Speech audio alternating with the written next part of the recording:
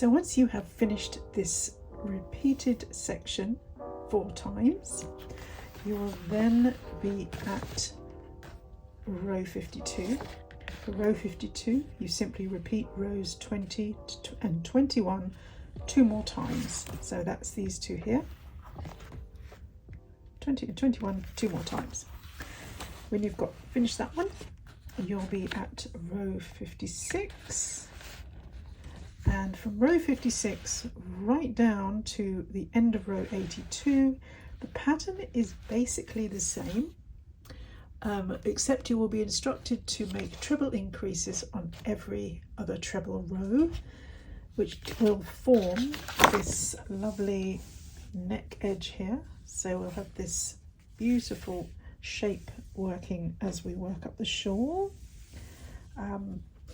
That's so when you wear it, it fits nice and ergonomically around your neck.